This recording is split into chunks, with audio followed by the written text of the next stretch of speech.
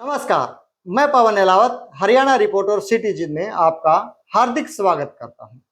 आज बात करते हैं जाट धर्मार्थ सभा के चुनाव को लेकर। जाट धर्मार्थ सभा पीछे आपने सुनते रहे होंगे कि जाट धर्मार्थ सभा पर एडमिनिस्ट्रेटर लग गया है, जाट धर्मार्थ सभा में एडहॉक कमेटी आ गई है, जाट धर्मार्थ सभा में एडहॉक कमेटी पे ऑब्जेक्शंस आ गए हैं, जाट धर्मार्थ सभा में एलिगेशन लगे हैं पैसे हड़पने के और वो बहुत कुछ। उसी प्रकरण में मेरे ऊपर भी एक 5 करोड़ रुपए की किसी ने वो डाली थी मानहानि। बट हम उसको ये कहना चाहेंगे साफ साफ शब्दों में, कोर्ट में जाएं, चैलेंज करें, फीस जमा कराएं, लड़ें, तैयार हूं, ठीक है। और हम उसको छोड़ते हैं और आगे बढ़ते हैं। अब जो मुद्दा है वो ये है कि जाट धर्मार्थ सभा का चुनाव डिक्लेयर हो गया है, नोटिफिकेशन जारी हो गई है आनन फानन में, और आनन फानन में 1149 लोगों की लिस्ट भी जारी कर दी गई है।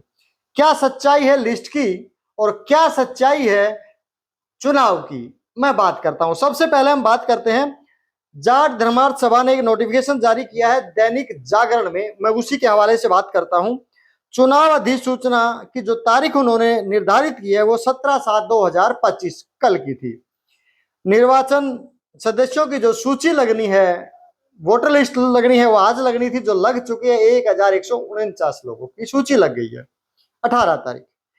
और 18 तारीख और 19 तारीख 2 दिन उन्होंने दिए थे ऑब्जेक्शन के लिए, जिसके लिए टाइमिंग दिया था 10 बजे से 4 बजे तक का। और आपत्तियों की जांच और निर्णय जो वो लेंगे वो 19 तारीख से लेकर 31 तारीख के बीच में लेंगे। और संशोधन की जो तारीख की अलग जो सूची लगेगी वो 1/8 को लगेगी, संशोधित सूची। और नामांकन पत्रों को भरकर प्रस्तुत करना जो होगा वो 1/8 से लेकर 3/8 तक होगा।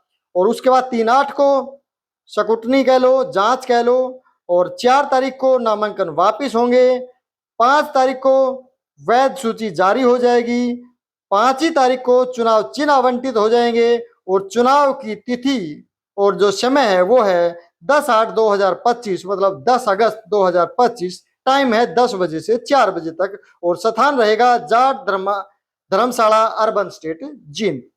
चुनाव का जो परिणाम रहेगा वो 10 ही तारीख को आ जाएगा 6 बजे, और जिसमें इन्होंने कुछ कंडीशन लिखी हुई है, मैं वो भी आपको पढ़कर सुनाता हूं।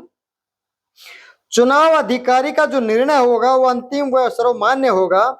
मतदाता सूची लेने की जो फीस रहेगी वो 500 रुपए रहेगी। चुनाव के लिए सभा द्वारा जारी आई कार्ड एवं कोई भी फोटो युक्त पहचान पत्र गवर्नमेंट से जारी किया हुआ लेकर आए। आपत्तियां सीधे डिस्ट्रिक्ट रजिस्ट्रार DIC में दर्ज होंगी। नामांकन जो फीस है वो 500 रुपए रहेगी, जो कि DD चेक कैश फॉर्म में रहेगी। और नामांकन जो फीस है नॉन रिफंडेबल रहेगी।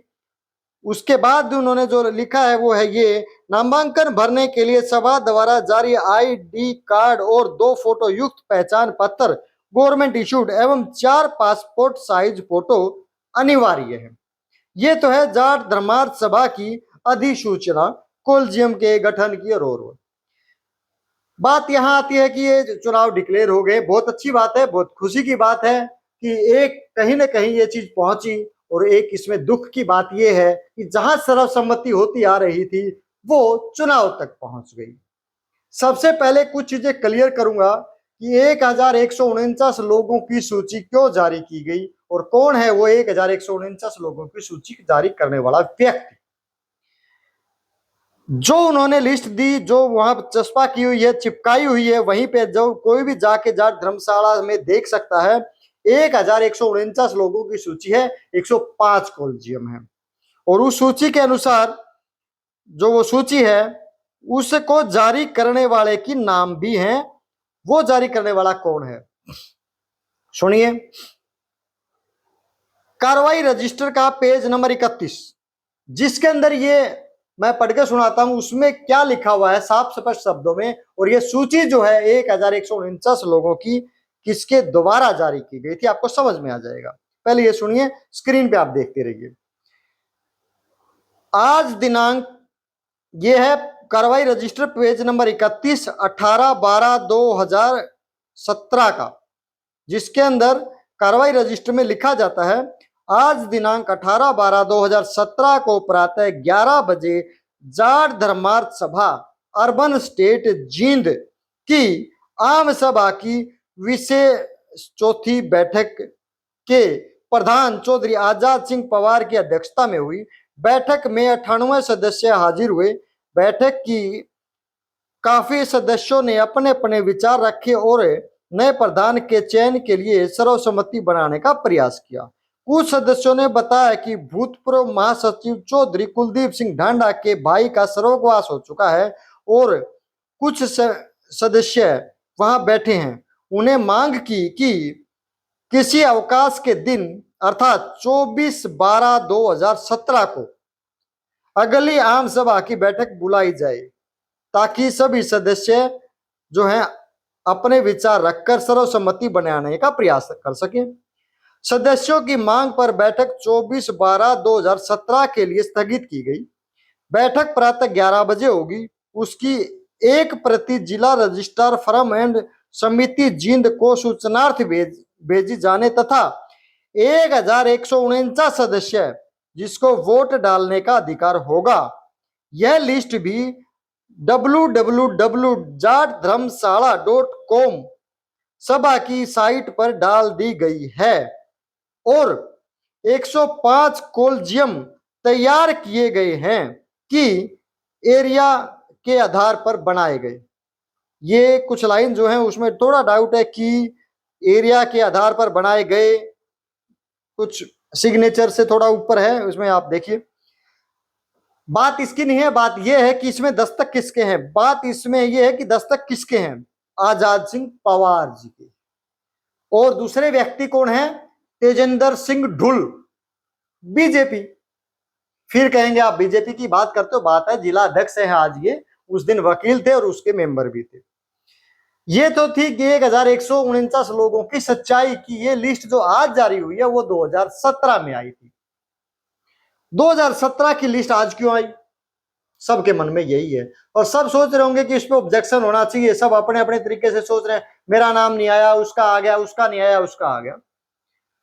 अभी जो एडोक कमेटी है, इससे पहले एडमिनिस्ट्रेटर था, उसके बाद एक ad hoc committee I Sanjay Pawar and party, उसके ऊपर ऑब्जेक्शन थे, हमारे भी थे, हमने भी डीआईसी को बोला, उन्होंने उस बात को मानते हुए उनको बदल दिया। बदलने के बाद कौन आया, उसमें ईश्वर सिंह उझानिया जी और भनवाड़ा जी को ले लिया। भनवाड़ा जी और उझानिया जी और साथ में जो पहले एक सदस्य थे, वही 3 सदस्यों की कमेटी बन गई। 3 सदस्यों ने आरओ अपॉइंट किया, रोहित ढांडा को, व्यापारी हैं और संजय पवार के पड़ोसी भी हैं, तो उनको आरओ अपॉइंट किया हुआ है। और अधिसूचना में मैंने जैसे आपको बताया कि वो 18 तारीख और 19 तारीख दोनों दिन जाट धर्मशाला में मौजूद रहेंगे, जबकि मैं जब गया वो वहां पे मौजूद थे नहीं। साफ स्पष्ट शब्दों में कहा कि आरओ को कुछ नहीं देना है, आपको सीधा कार्यालय में जाना है, डीआईसी कार्यालय में जाओ और अपने ऑब्जेक्शन दर्ज कराओ। मैं आपको ये बताना चाहता हूं ये ऐसा प्रोपगंडा क्यों रचा जा रहा है। प्रोपगंडा है ये, पूरा प्योर एक प्रोपगंडा है। कोई चुनाव नहीं चाह रहा, ये लोग तो बिल्कुल नहीं चाह रहे। कारण है, उसका कारण ये है कि ये चाहते हैं जैसे जाट कॉलेज और जाट स्कूल में हुआ, लिटिगेशन में चले गए, कोर्ट में चले गए और उसके ऊपर सटे हो गया और यही ताउम्र प्रधान रहे जब तक केस चलेगा। 10 साल चला था जींद गवर्नमेंट जो कॉलेज है, जाट कॉलेज और जाट स्कूल का। अब ये भी चाहते हैं कि यहाँ भी 10 साल चले। किताब सिंह भनवाड़ा जी से भी मेरी बात हुई, धर्मशाला में वो बैठे थे, और बहुत से लोगों से भी बात हुई, उनकी बातों से भी स्पष्ट हुआ। भनवाड़ा जी बुरा मानेंगे, कहेंगे कि मेरा नाम क्यों ले रहे हो। भनवाड़ा जी जब बात हुई है तो नाम लेना बनता है। तो उनकी हंसी ये बता रही थी कि वो कुछ ऐसा चाहते हैं, बट देखिए सभी लोग सुबह उठ के खाना खाते हैं, सबको सब में दिमाग है, यूज कर सकते हैं। वो ये चाहते हैं 1149 लोगों की सूची जारी करके कि बाकी लोग जो है वो ऑब्जेक्शन करें। ऑब्जेक्शन करेंगे तो लिटिगेसी करेंगे तो जो चुनाव की प्रक्रिया है वो वहीं रुक जाएगी, as per Haryana society act 2012, और उसकी सुनवाइयां चलेंगी, पहले डीआईसी जींद, फिर स्टेट, फिर जर्नल, पता नहीं कितनी साल, और फिर हो सकता है कोर्ट तक भी। यही चाहते हैं। इसको आप रोक सकते हैं और इसको स्मूथ बना सकते हैं। कैसे, मैं आपको बताता हूं। ऑब्जेक्शन मत कीजिए, कोई लिटिगेशन में ना जाए। 1149 आदमी हो या 4000 आदमी हो, कोलिजियम तो 105 ही होने हैं और 105 ही जो नुमाइंदे हैं वो चुन के आने हैं, और वही आगे मतलब नुमाइंदे जो आगे फिर उसके बाद होगा चुनाव, तो पहले डेलीगेट्स 105, चाहे वो 3000 में बांट लो या 4000 में बांट लो, फर्क नहीं पड़ता।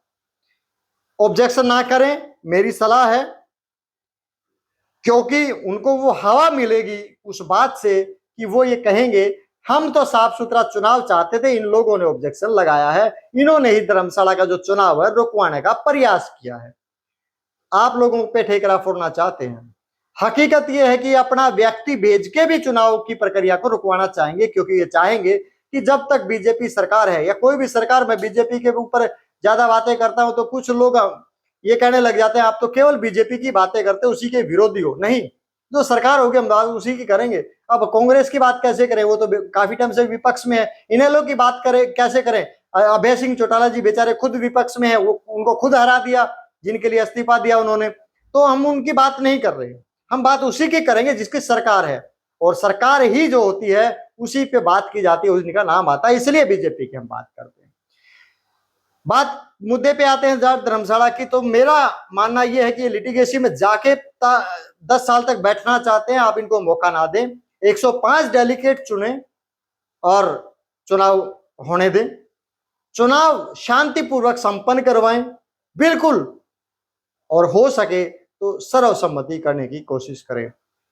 इसके अंदर क्या किया जा सकता है, जो पहले से ही कुंडली मार के लोग बैठे हुए हैं, जिनका ऑब्जेक्शन है, जिनके ऊपर इल्जाम लगे हुए हैं, बहुत इल्जाम लोगों ने लगाए, हमने भी लगाए, मैं भी एक मेंबर हूं उसका, तो सबने उनके ऊपर इल्जाम लगाए, पैसे गबन का, ठीक है, अनियमितताओं का, बच्चों को नौकरी से निकालने का, नए नए भर्ती करने का। इनके पास ये अधिकार तो है कि वो किसी को नौकरी लगा सकते हैं और किसी को नौकरी से हटा सकते हैं, और भनवाला जी जैसे कह रहे थे कि जी हमारे पास कोलजिम बनेगा, आने का अधिकार नहीं है।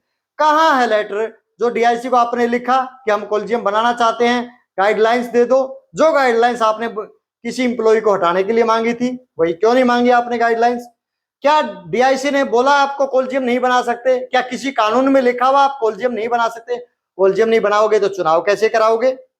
कोलजियम बना सकते हो, लेकिन लिटिगेसी में जाना है ना, इसीलिए आपने कम लोगों को आपने उसकी नोटिफिकेशन जारी की है, और वही आप चाहते हैं। कोई बात नहीं, फर्क नहीं पड़ता उस बात से, चुन के तो 105 ही लोग आने हैं, और उनमें वो लोग आएंगे जो हम उम्मीद करते हैं कि जो एक्चुअल में जाट धर्मशाला का और जाट समाज का भला चाहते हैं, उनके लिए पॉजिटिव सोचते हैं, और इन लोगों को बिल्कुल भी नहीं आने देंगे जो समाज के, अभी यदि हम बात करते हैं वो सही भी नहीं रहेगा इल्जाम किसी पे लगाना। मेरे ऊपर पहले से ही 5 करोड़ रुपए का किसी ने मानहानि का केस किया हुआ है, अभी हम उसको बोलते हैं, मैंने पहले भी स्टार्टिंग में ही बोला भाई कोर्ट में फीस जमा करवा, केस कर, तैयार बैठा हूं, यदि मैंने गलत किया मैं भुगतूंगा, आपने गलत किया भुगतना, तैयार रहना उसके लिए। तो फिर ये तो उसके लिए संदेश था, वो समझ गया होगा। उसके बाद हम बात करते हैं चुनाव की। चुनाव में आ जाओ भाई, लड़ो ना चुनाव, देखो किसको चाहता है समाज, किसको नहीं चाहता, कौन सही है कौन गलत है, आओ खुल के आओ, चुनाव लड़ो और चुनो उस प्रधान को जो सही में जाट धर्मशाला का भला कर सकता है, सही में जो समाज का भला कर सकता है, बगैर किसी भेदभाव के, बगैर किसी लाग लपेट के। समाज की जो इमेज है, जो उनका रुतबा है, उसको बना के रखो। उसके अंदर कम से कम ये 2 फाड़ 3 फाड़ राजनीति, ये चौधर के अंदर क्यों अपना भाईचारा खराब करते हो? ये चौधर का रोड़ा जो है वो ले बैठेगा अपने को। ये तो मैं वही कहना चाहता हूं, एक पत्रकार होने के नाते भी, एक जाट होने के नाते भी। सबसे पहले मैं आपको बता देना चाहता हूं, जो मेरी वीडियो सुनते हैं, पहले जाट हूं फिर पत्रकार। और जो ये कहते हैं कि आप पत्रकार हो, ये बात नहीं कर सकते, जिस कम्युनिटी में पैदा हुआ हूं उसकी बात कर सकता हूं और मेरा अधिकार है, और मैं गर्व से कहता हूं कि जाट कौम में पैदा हुआ हूं और जाट, इसमें मुझे कोई संकोच नहीं है, और जिसे संकोच है उसको रहे, मुझे कोई फर्क नहीं पड़ता। ठीक है, जनता मेरे साथ है, लोग मेरे साथ हैं, भाईचारा मेरे साथ है, तो उन लोगों का मुझे फर्क नहीं पड़ता। जो क्रिटिसाइज करते हैं करते रहे, कोई फर्क नहीं पड़ेगा। लेकिन मैं ये चाहूंगा कि जाट धर्मशाला का जो चुनाव है वो निष्पक्ष हो, वो लिटिगेसी में ना जाएं, उन्हें वो मौका ना दे जिसके लिए वो चाहते हैं कि लिटिगेसी में जाए और वो परमानेंट उस सीट पर बैठ जाएं। इसी चीज के साथ मैं मेरी वाणी को विराम देता हूं। जुड़े रहे मेरे साथ, और जो सिटीजन और हरियाणा रिपोर्ट है उस चैनल को सब्सक्राइब कर दें, ताकि मेरी आवाज आप तक हमेशा पहुंचती रहे। सच्चाई के साथ हमेशा खड़ा रहूंगा और यूं ही बेबाकी से बात करता रहूंगा। जुड़े रहे मेरे साथ, देखते रहे हरियाणा रिपोर्ट सिटीजन। धन्यवाद, नमस्कार, जय हिंद।